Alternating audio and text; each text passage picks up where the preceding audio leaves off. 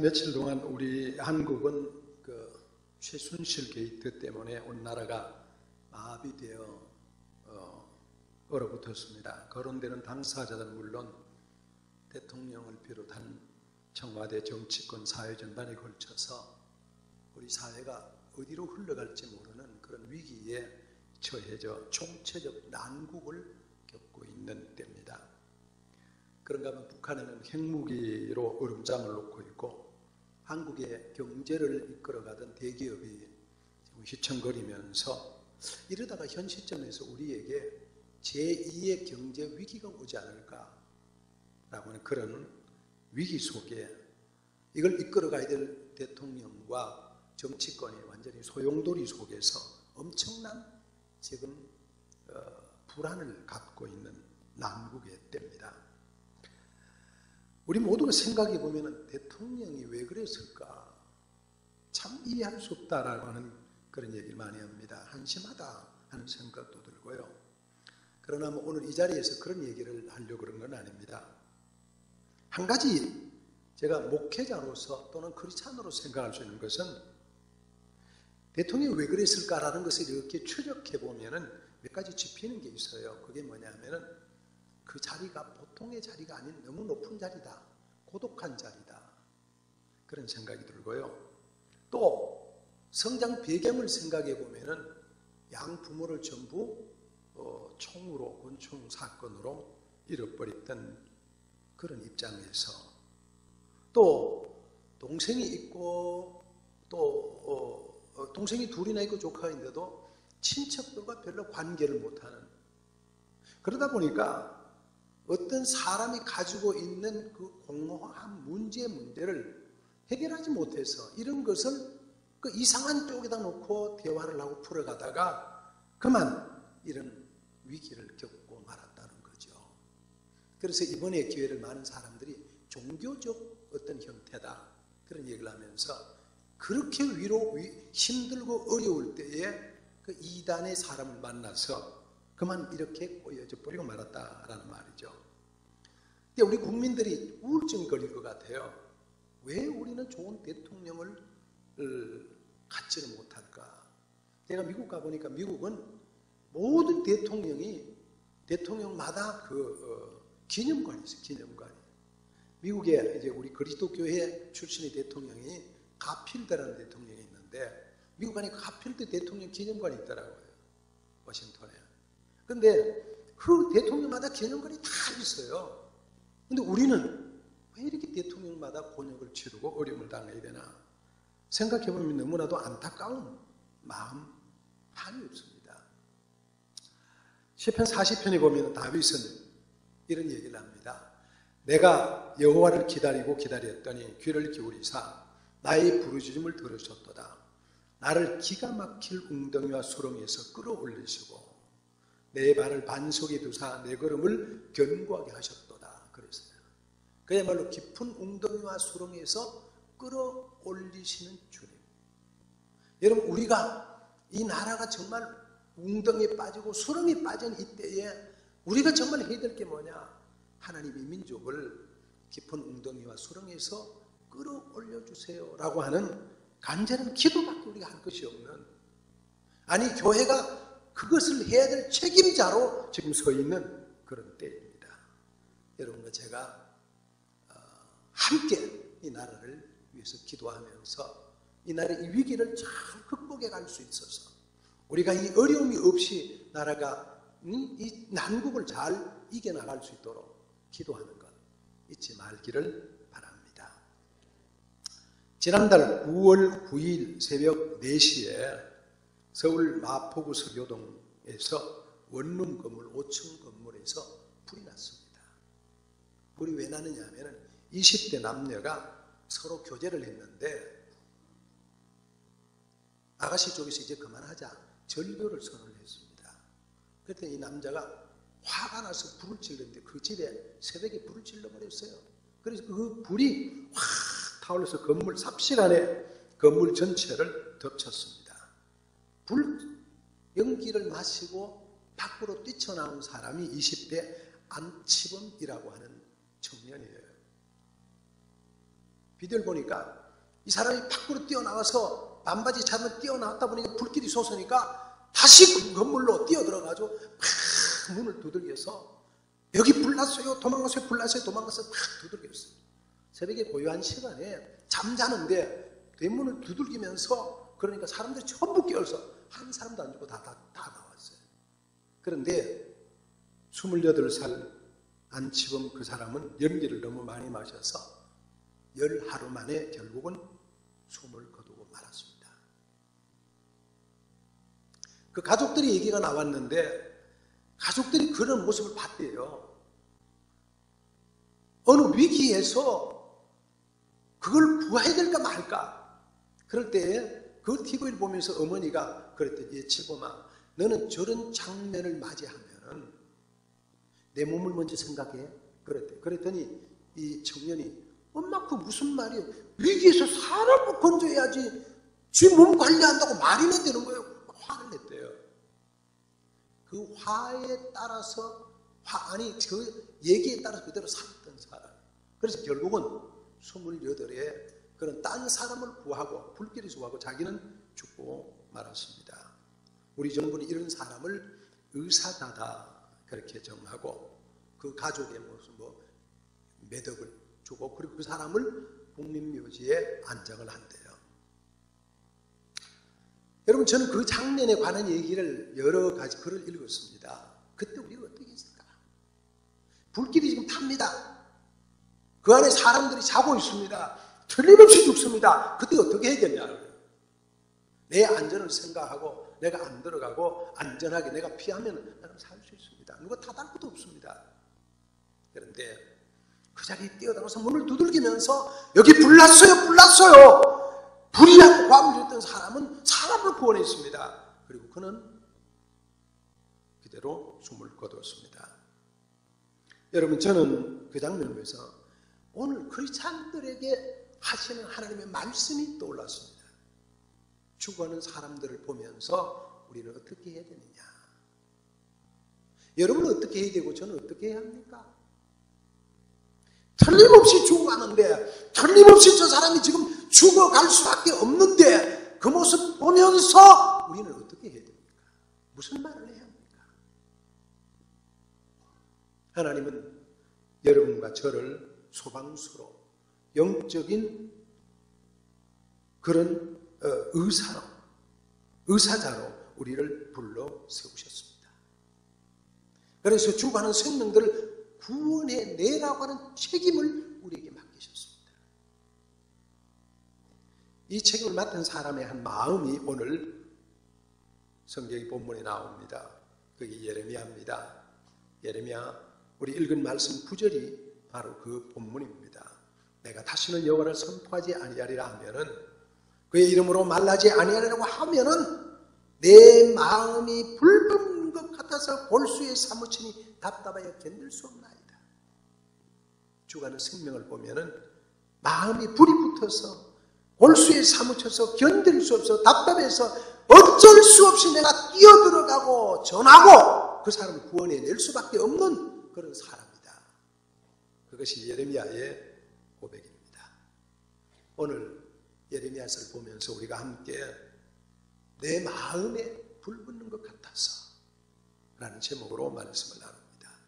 첫 번째가 다 같이 시작. 주께서 나를 구원하심으로 7절입니다. 여호와여 주께서 나를 구원하심으로 내가 그 권유를 받아 싸우니 주께서 나보다 강하사 이기셨으므로. 예레미야는 원래 내가 예언자가 되겠다. 내가 무슨 하나님 일꾼 그런 사람이 아닙니다. 어려서 태어나면서부터 하나님을 선택했어요. 예레미야서 1장의 말씀 보면은 내가 아주 어렸을 때 하나님이 내 모태에서 나를 선택했다고요. 그리고 어느 날 하나님이 내가 너를 예언자로 부른다. 아유 저는 어려서 못합니다. 내가 너를 불렀다. 저는 입이 둔해서 말 못합니다. 하나님께서 예레미야 입에 손을 대시면서 그에게 말씀을 주셨어요. 예레미야가 그냥 있으니까 하나님께서 예레미야에게 환상을 보였어요. 북쪽에서 가마솥이 막 흐르는 가마솥을 보여주셨어요.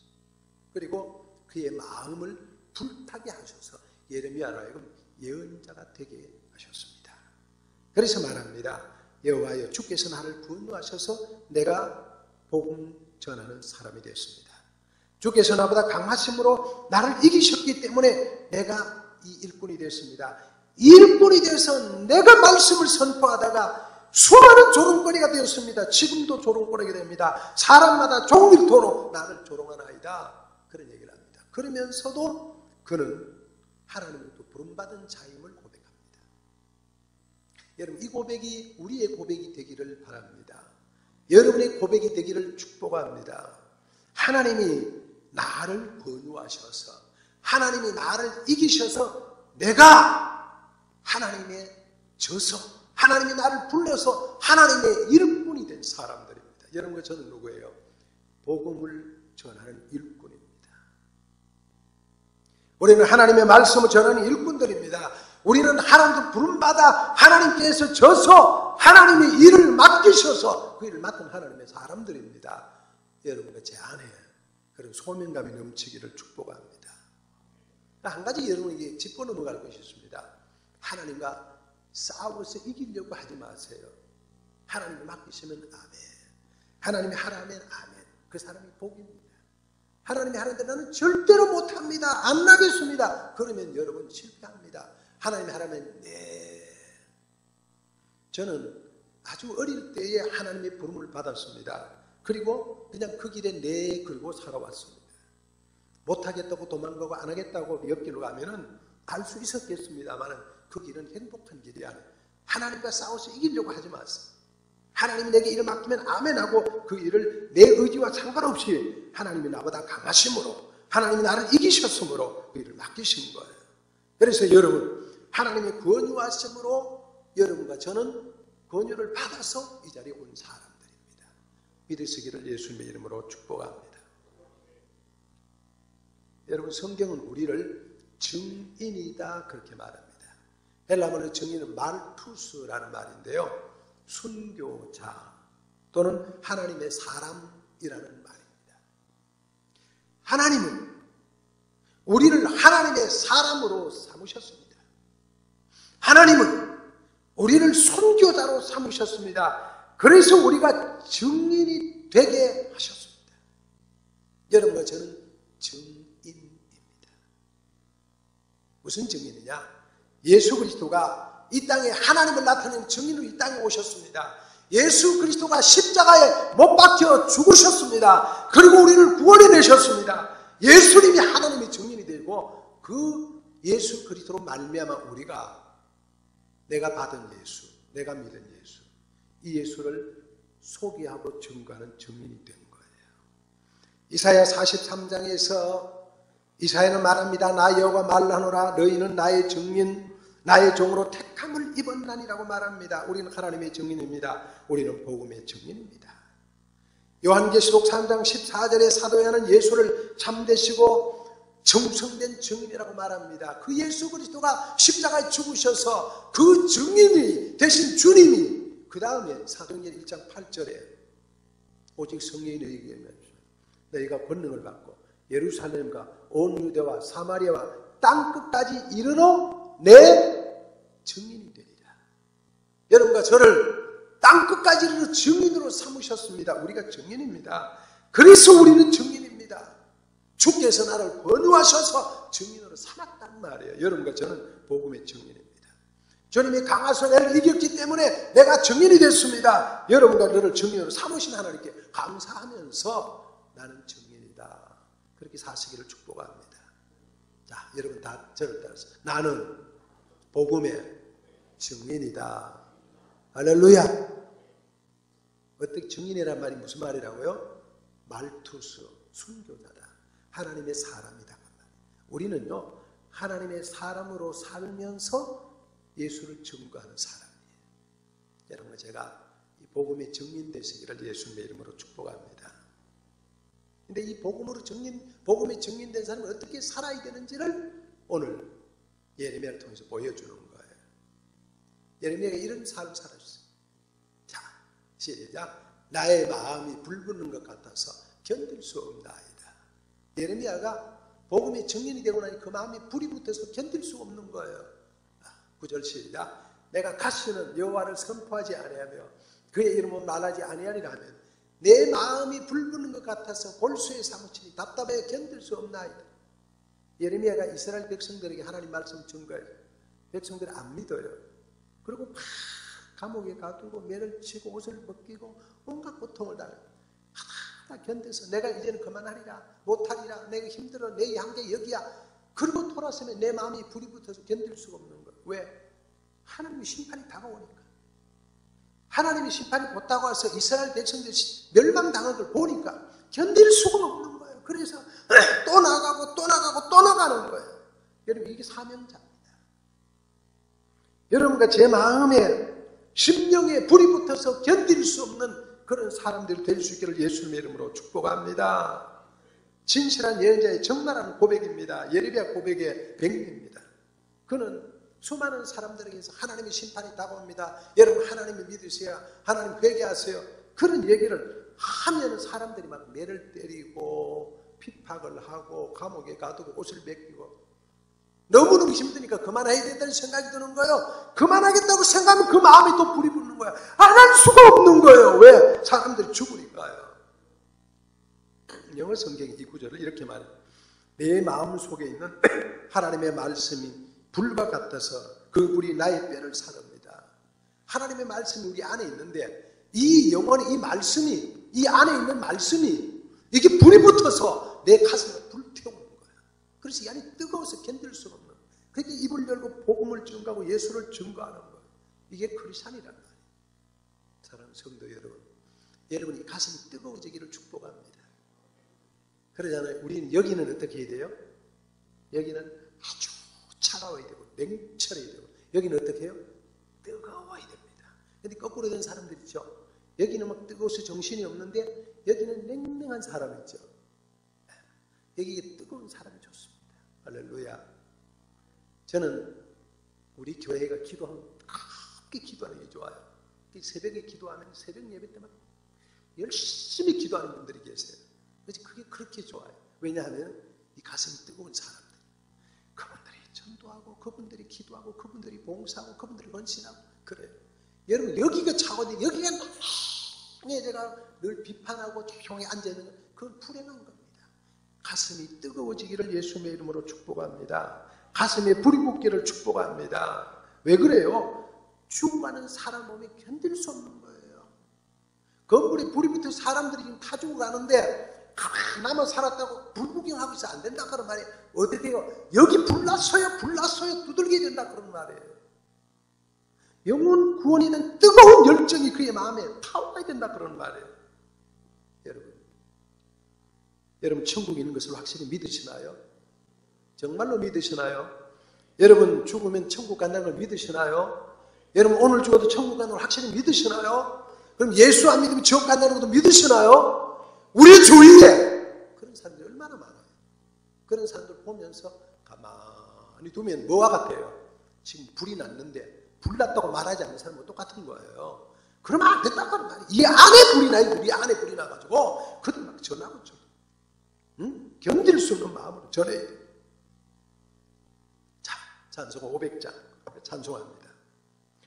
물 건너 생명줄 던지어라 너가 저 형제를 구원하랴 우리의 가까운 형제이니 이 생명줄 누구가 던지려나 생명줄 던져 생명줄 던져 물속에 빠져간다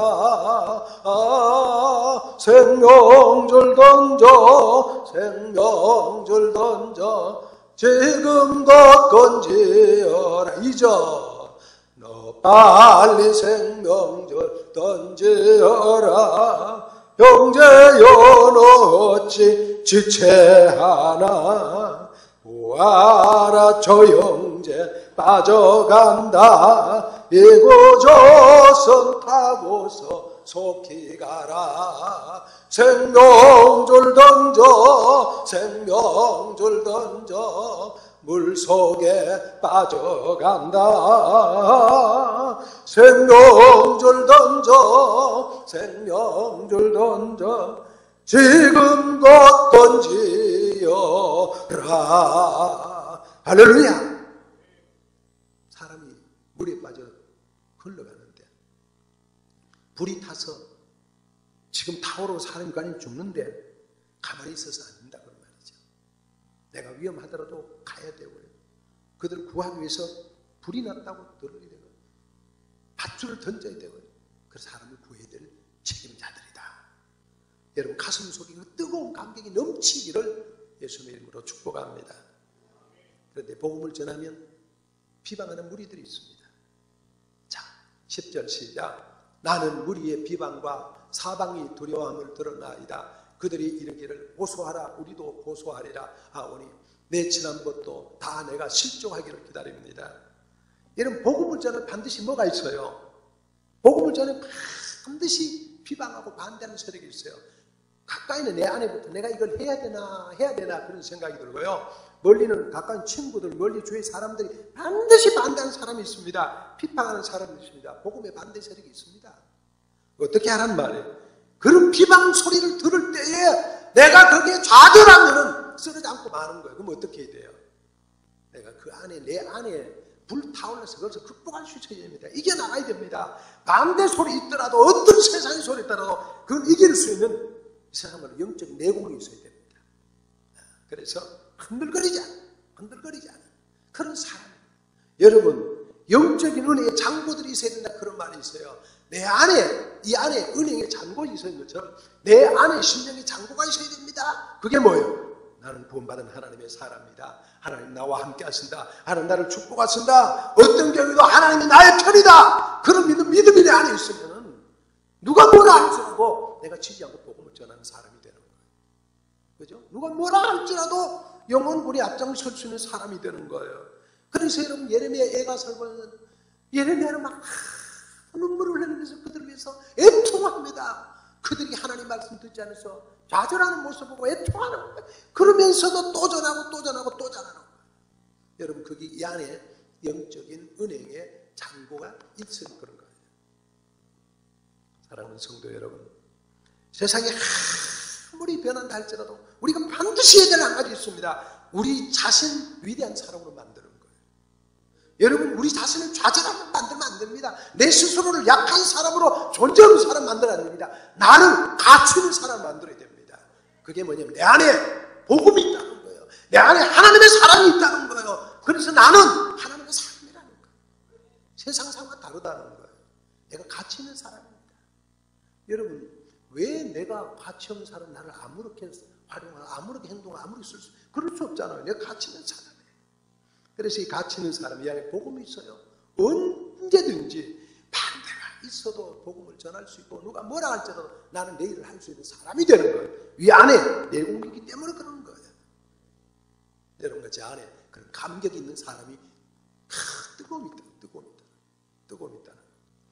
여러분 순교자의 열정이라는 책이 있습니다. 80명의 순교자들에 대한 죽어가면서 마지막까지 이 사람들은 죽어도 좌절하지 아니하고 그 안에서 예수를 증가하고 그리고 자기를 비판하는 사람을 위해서 기도해주고 축복해주고 복을 비르는 거죠. 여러분 이 세상에 상상할 수 없는 사람이잖아요. 누가 뭐라 할지라도 나는 뭐예요? 하나님의 사람. 누가 어떻게 내게 한다 할지라도 복음이 내 안에 있어요. 내 안에 있는 복음을 빼앗아갈 수가 없는 거예요. 내가 겉으로는 비판을 당하고 어려움을 당하는데 이 안에 복음이 있기 때문에 누구도 빼앗아갈 수 없는 거예요. 그래서 그를 위해서 축복해 줄 수 있고 그래서 그를 위해서 기도해 줄 수 있고 그래서 그를 용서해 줄 수 있는 뜨거운 마음이 우리 안에 그게 나를 위대하게 만드는 겁니다. 그러니까 남들이 뭐라 하는데 내가 좌절하게 거기에 좌우되지 말자고요. 세상 사람들이 나를 평가하는데 내가 좌우되지 말자. 내 안에 복음이 있고 내가 내 스스로 위대한 사람 만들어야 돼요. 누가 뭐라고 할지라도 나는 위대한 사람, 나는 값진 사람이다. 할렐루야. 여러분을 위대하게 만들 수 있기를 축복합니다. 왜 위대해요? 내 안에 위대한 복음이 있기 때문입니다. 할렐루야. 자, 이게 일부에서는 이게 잘 못 보입니까? 자, 시작. 내 마음의 주를 향한 사랑이 나의 말에 주가 주신 진리로 나의 눈에 주의 눈물 채워주소서. 내 입술에 찬양의 향기가 두 손에는 주를 향한 섬김이 나의 삶에 주의 흔적 남게 하소서. 하나님의 사랑이 영원히 함께하리. 십자가의 길을 걷는 자에게 순교자의 삶을 사는 이에게 조롱하는 소리와 세상 유혹 속에도 주의 순결한 신부가 되리라. 내 생명 주님께 드리리.